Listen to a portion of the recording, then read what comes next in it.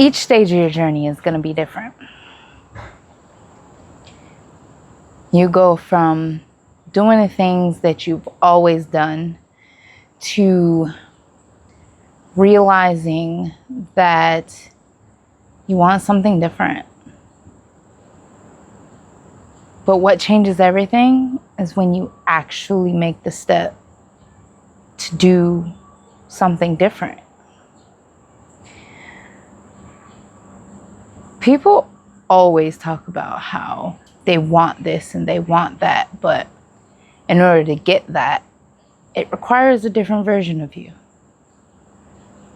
When I first started on my healing journey,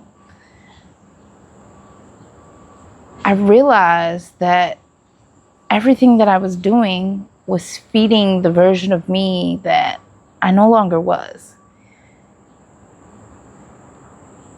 The people I had around me, the conversations that were going on, I just felt disconnected. It was like none of this crap actually interests me anymore. And why did it ever?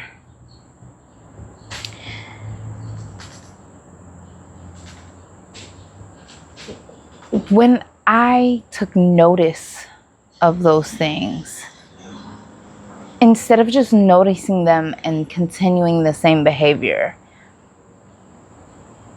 I changed. Slowly. It started with not hanging around the same people, not indulging in the same conversations, not listening to the same music, not watching the same shows. Because as we've talked about before, where your energy goes, you guys know the saying. And so when I realized that I was putting my energy into things that no longer served me, it's like, wait a minute. Hey, we got to do something different here. So I came up with T. Time, energy, and attention. Where do I spend my time? Time, you can see time as a construct, right? But in that bubble of time, where are you spending your energy? Because energy is currency, right? And then where you're spending your energy is where you're giving your attention.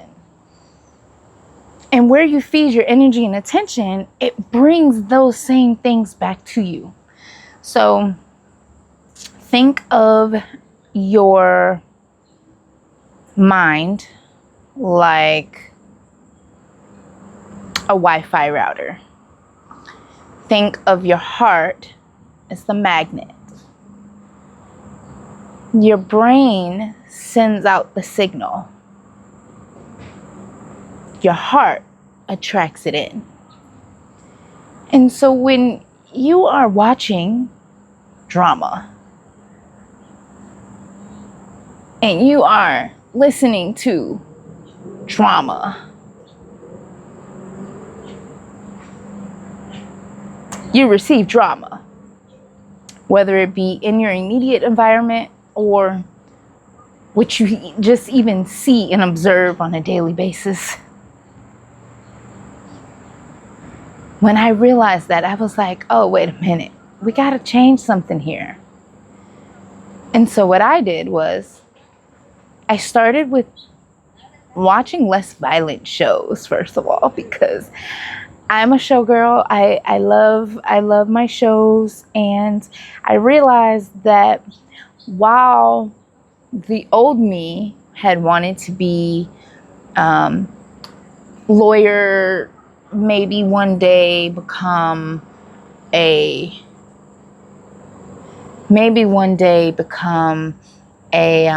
crime scene investigator, I realized that I watched a whole lot of violent stuff, and it wasn't intentional, right? These are the shows that we watch that just They attract us because who we were at that point in time, that's what we were into. And so I just realized, like, okay, I watch a lot of like crime stuff and a lot of like drama. So let's just like cut that out.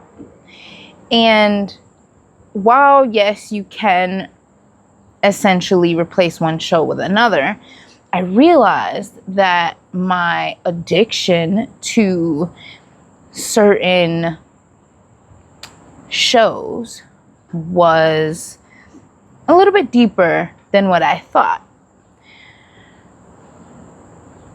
Instead of going from, just for example, this is not what I was doing, but just for example, going from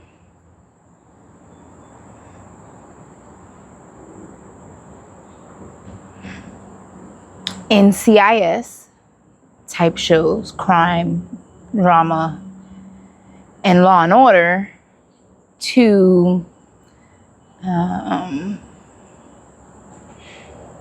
documentaries. It's a change in the type of show, but it's still drama. Like, it is. It's still drama. And so, while I do give credit to those shows, because NCIS was one of my favorite shows back in the day, and Hawaii Five-0 and all the things, I realized that I needed to feed myself something different. And so I actually started just getting out of watching things, period, and reading more. So I don't know if you know, but the average person, so they say, don't quote me, these ain't my stats. The average person reads on a 5th grade level. I never knew that until I started working in my business, in my photography business, and studying marketing. I didn't know that people only read on a 5th grade level, or read on a 7th grade level, but their understanding was on a 5th grade level. Either way, okay. So I was like, all right, so instead of me watching a show, let me read a book.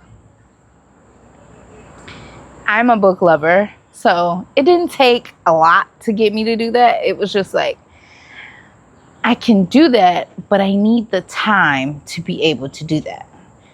So instead of like randomly me being bored, needing something to do, looking for mental stimulation, and not really having the time to dedicate, I would block time off in my schedule to read. Doing little things like that helped me to curve my addiction. I'm going to continue to call it an addiction, to watching certain shows. Now, this is a deep thing, because I worked at Blockbuster before they closed down, and I was always watching movies and shows, and always, like, faithfully, because when we worked at Blockbuster, like, they would tell us to rent movies to watch so that we could, give customers our honest opinion and feedback and what, and suggestions on movie titles and subjects. So this is something that I've been doing for years, right? It's a habit. It's an addiction. I need to watch something. I need that mental stimulation. I needed that mental stimulation. And so when I realized that I could take the same hour and read a book versus watching a show, I was just like, all right, cool, I can do this. Now, don't get me wrong, because I still like my movies. And although I have stepped away from watching shows, I do still watch movies. It's not that serious, guys, right? But I also watch what I am watching. I censor what I am watching.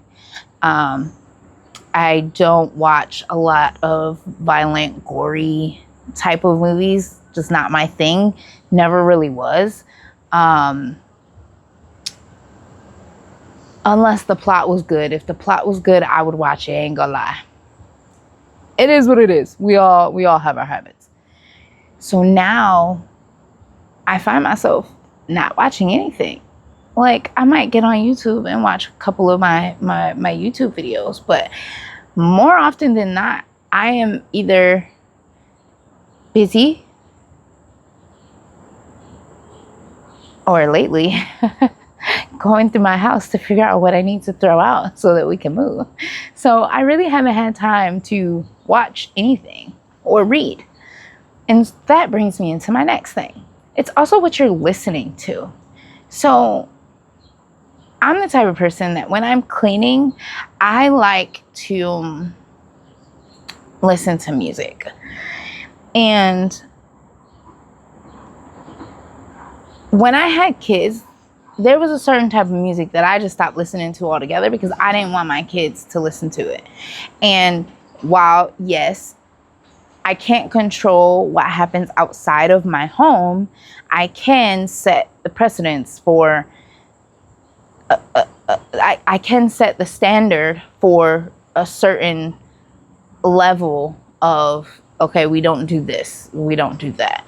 And so I don't listen to very vulgar music around my children. When I did listen to that, I didn't listen to it around my children. You would never hear me play any of that around my kids. And if there was someone who was playing it around my children and I knew them, I would ask them to just change the song because it's inappropriate. There's kids around, right? Some people didn't like that too much, but that's fine. I can take my kids and we can go if that's what you want to do. I remember this lady got mad at me because I asked her not to smoke around my child. She literally lit up a cigarette in somebody else's house.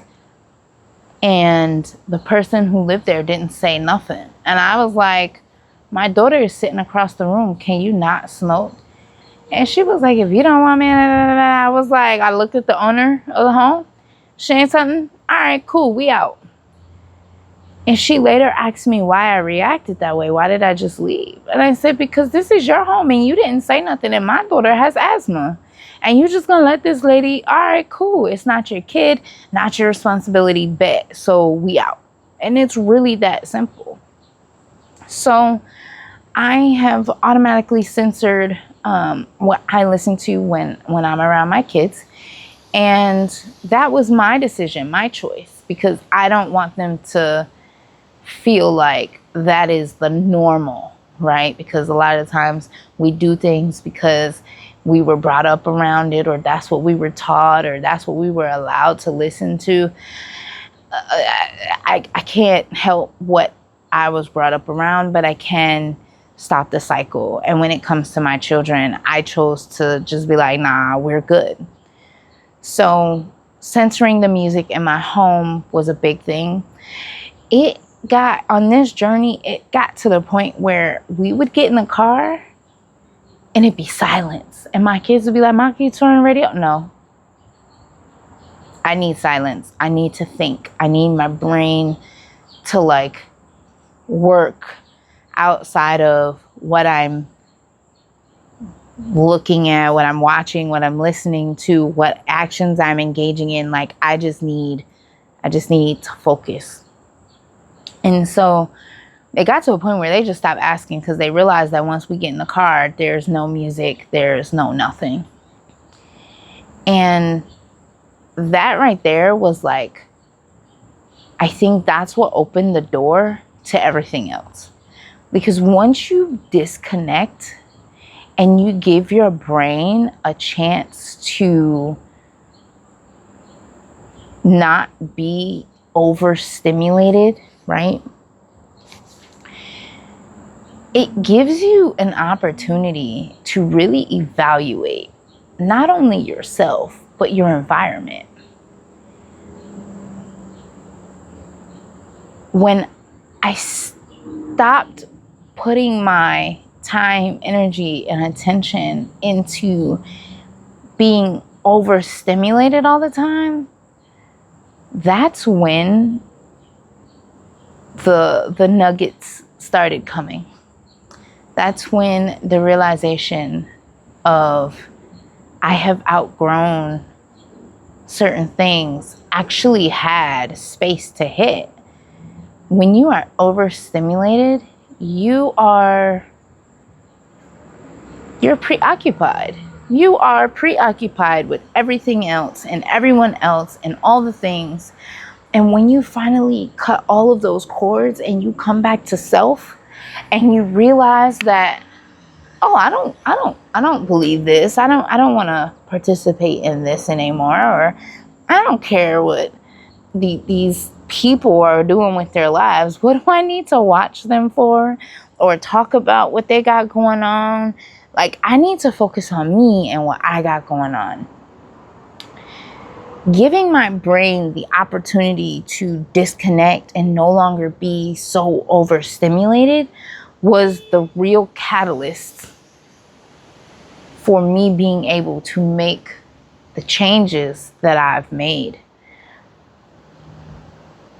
It's as within, so without. As above, so below. How you feel inside is going to show outside. How you treat yourself is going to show outside, right? When you self-abandon, which is what I realized that I was doing, I was self-abandoning. I was drowning myself in everyone else's shit and not focusing on me. I didn't care about the things that actually mattered, because let's just be honest, when we pass, none of this shit is gonna matter. None of it. It's not gonna matter. So when you look at it from that perspective of what's really gonna matter when I pass, what's really going to remain here once I'm gone. And that's when I realized nothing was my answer. I had done nothing to, outside of my children, right? I had done nothing to create my footprint in this world. If I was to pass tomorrow, I would want people to know how loving and caring and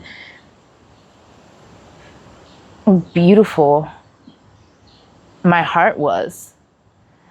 I want them to know how much I truly, truly cared about A, my children, and B, the earth that we live on. Because let's be honest, we are living on a floating rock. And that's just what it is. Whether it's round or flat, it's floating in midair.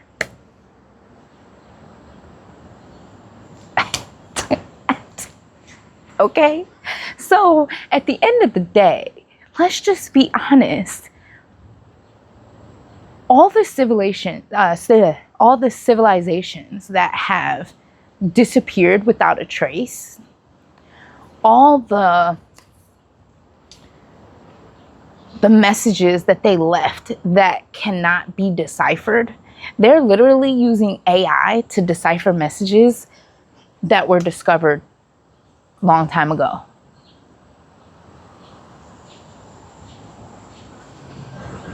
Their footprint was not that strong, right? And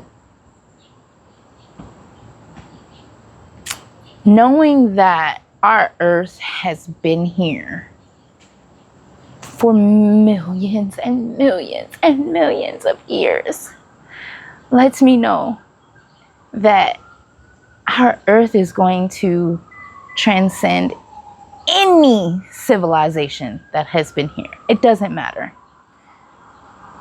Our earth feeds us.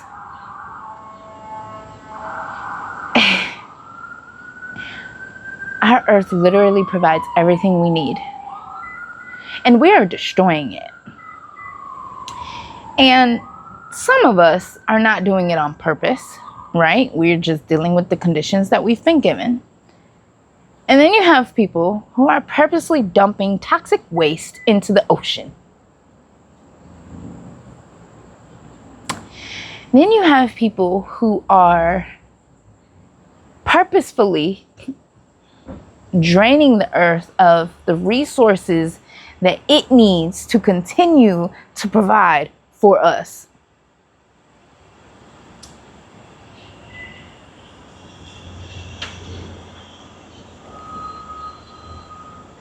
The opportunity that we have been given to be here now, in a time where people are not being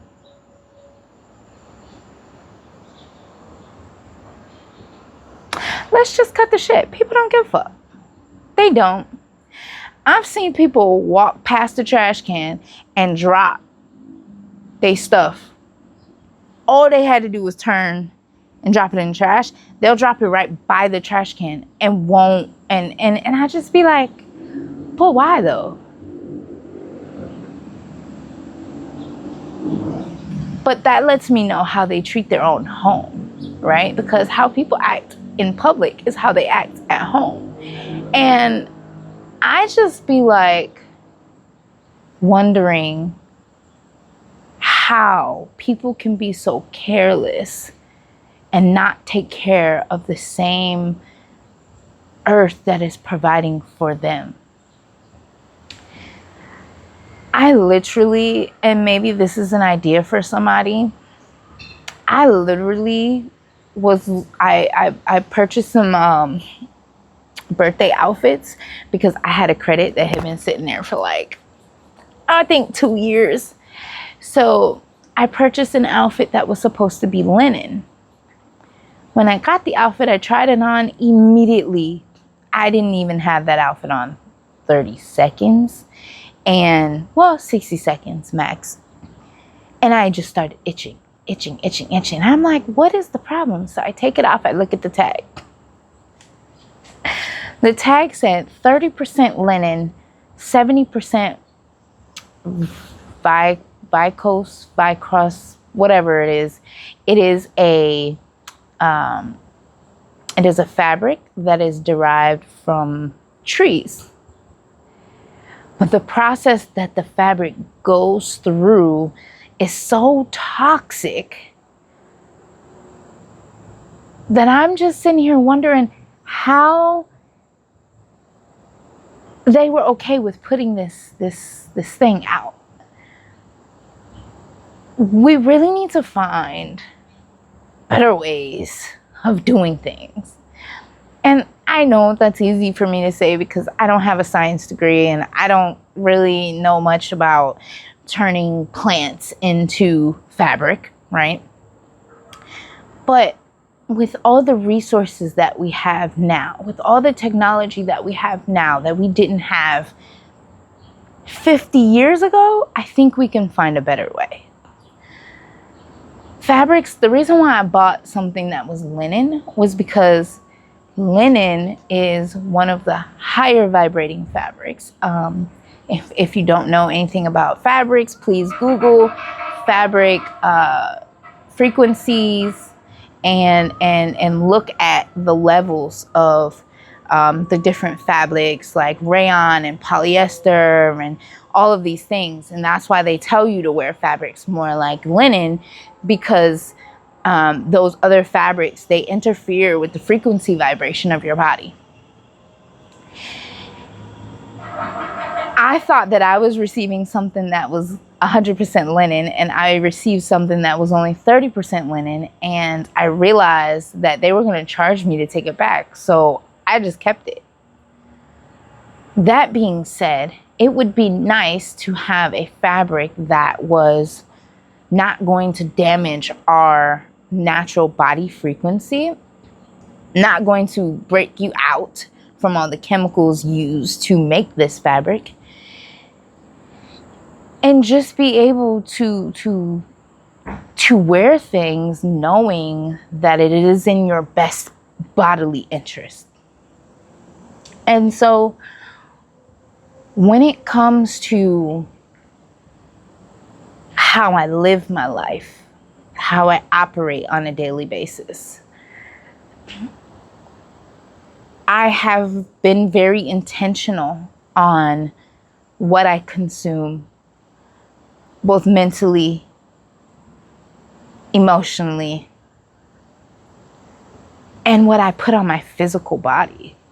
Now, granted, it don't happen overnight. I still wear stuff that's at different fabrics. It's not gonna change overnight because our options are really limited when you're in a certain tax bracket. And I've come to terms with that until I can do something to change it. I've come to terms with that. All I'm saying is that we could do a better job of taking care of what's taking care of us.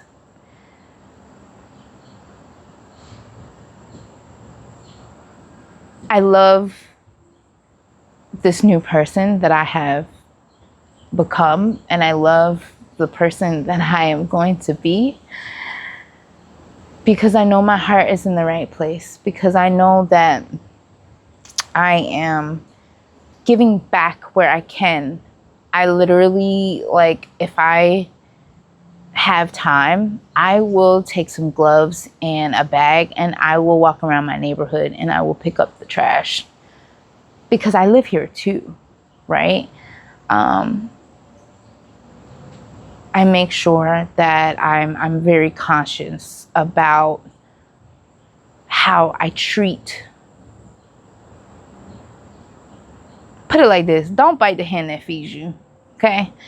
I sometimes I try my best to speak in a way that is understood, because normally I'm told that I really speak too fast. And so I come here because I want people to understand where I'm coming from. And so I try to break it down like 3 to 5 levels in order for it to be understood and not just heard. And so some of my videos, I talk really slow. It's because I'm trying to mentally figure out the best way to say this so that it is understood and not just heard. And so it kind of limits, like certain words and certain phrases and things that people wouldn't normally know. And I try to break it down so that if people want to know, they can do a Google research themselves, right? I'm not here to gatekeep nothing, like, because we all are here for a reason, and we all have, we all have something to contribute and give back. So, like, for example, I know that there is a pear tree in my backyard. Didn't know. I knew, but I just never paid it any attention. So I call myself growing some seeds. I grew 2 mango trees, y'all. Literally mango trees. And I'm not sure what I'm going to do with them yet because we're moving. And so, but this was already planted and everything before shit hit the fan. So I'm still trying to figure out what to do with them. But apparently I wasn't supposed to be able to grow them where I live because I'm not in a habitable zone for mango trees, because mango trees are tropical trees. So I would likely have to keep it inside, at least until it reaches a certain... Oh, I thought I saw yellow on the leaves, and yeah, we all know what that means. So I haven't figured out what I'm going to do with them yet. I'm going to grow them for as long as I can up until we figure out what we're going to do, and then we'll go from there. But basically, I wasn't supposed to be able to grow them where I live at. Apparently, I do have more of a green thumb than I thought. And so now I have 2 mango trees that I don't know what to do with. And so I'm going to repot them soon because I know that this pot is not big enough. I just didn't expect for them to grow within 3 weeks. I think they sat for a week and a half before they started sprouting. And then overnight, pretty much the full moon, the next day, they were like little saplings. And then I don't even know if that's the right word. And then they've just been growing ever since. I leave them out during the daytime. I bring them in the house at night because I don't want none of these animals to get to my mango plants. And so that is going to be, you know, what I decide to leave from when I leave here. I'm going to decide whether or not I want to take them with me and plant them on my grandmother's property, or if I want to send them to a friend who has a garden like nobody's business and see if she can grow them where she lives at. But that'll be my way of giving back. I'm really still torn between the farm and traveling, but I think someone commented and said I can do both, which is true. In my brain, it was either or. And now that there is a whole food crisis situation, I feel like it's not my duty, but I feel like it's part of my mission to take the green thumb that I apparently have and give back. And so I feel responsible, I guess, in a way, to carry out that dream. But definitely would be hiring a whole lot of people to help, because I'm only one person and I only know so much. And I would love to... I wonder why it's red. I would love to be able to learn from others and just build a community so that we can give back to Mother Earth, because she's given us so much. But yeah. So, all that being said,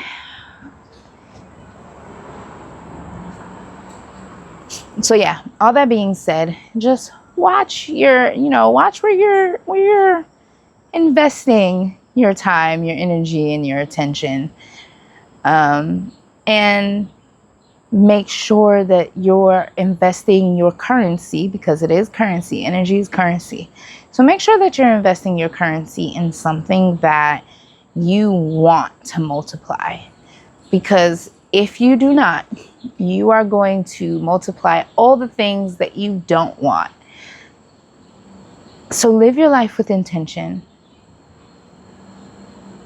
Don't give up when things get hard. And if you don't like it, change it. And if you don't want to change it, don't complain about it. So what's the point, right?